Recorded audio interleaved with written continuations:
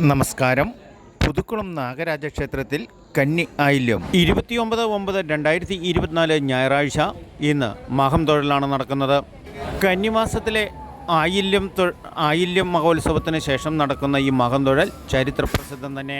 ഇതിൻ്റെ ഐതിഹ്യം കുടുംബത്തിലെ അമ്മമാർ മക്കൾക്ക് വേണ്ടി നടത്തുന്ന പ്രത്യേകം വഴിപാടുകളുടെ ദിനമാണിത്. കൂടാതെ നാഗരാജ പ്രീതിക്ക് വേണ്ടി നടത്തുന്ന മഞ്ഞൾപ്പറ, നെൽപ്പറ, നൂറും പാലും വഴിപാടുകൾ കഴിക്കുന്നതിന് ഇന്നും സൗകര്യങ്ങളുണ്ട്.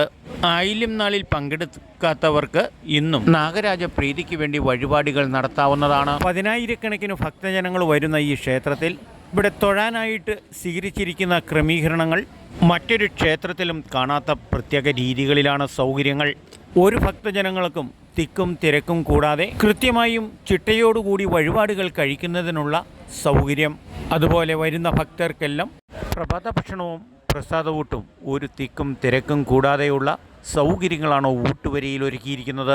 ഭക്തിസ്വായുജമായ അന്തരീക്ഷത്തിൽ തന്നെ പ്രസാദവൂട്ടും കഴിക്കാനുള്ള സൗകര്യങ്ങൾ മറ്റേത് ക്ഷേത്രങ്ങളിലേക്കാളും മഹത്പൂർണ്ണം തന്നെ.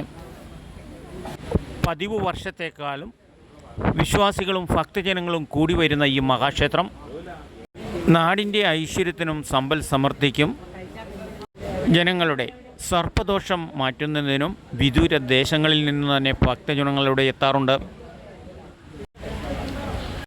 ആയില്യം പൂജയ്ക്ക് ശേഷം ഉത്സവത്തിൻ്റെ സമാപന ദിനമായ മകം തൊഴലിന് ശേഷം ദേവി പ്രീതിക്ക് വേണ്ടി നടത്തുന്ന വഴിപാടാണ് മകം ഇടി.